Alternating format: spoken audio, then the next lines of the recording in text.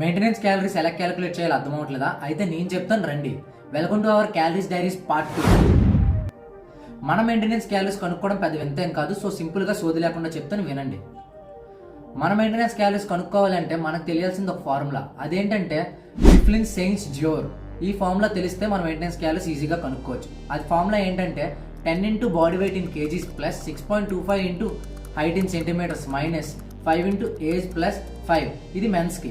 And ఉమెన్స్కి వచ్చేసరికి 10 into body weight in kgs plus 6.25 into height in centimetres minus 5 into age minus 160. ఇది ఉమెన్స్కి. దీన్ని ఎలా క్యాలిక్యులేట్ చేస్తామంటే, ఫర్ ఎగ్జాంపుల్ నా బాడీ వెయిట్, నా హైట్ అండ్ నా ఏజ్ తీసుకున్నాం. So 10 into body weight in kgs అంటే 10 into 70 plus 6.25 into height 6.25 into 171 centimetres minus 5 into age 5 into 21 plus 5.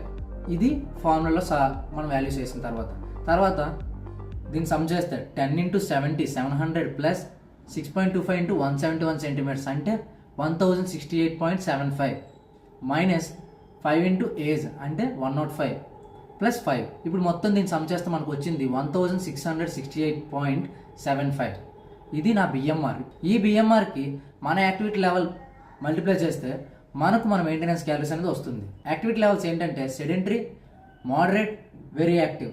నేను మోడరేట్ పర్సన్ కాబట్టి 1668.75 ఇంటూ 1.55 అంటే 2386. ఇది నా మెయింటెనెన్స్ క్యాలరీస్. అలానే మీరు తెలుసుకోవచ్చు కూడా.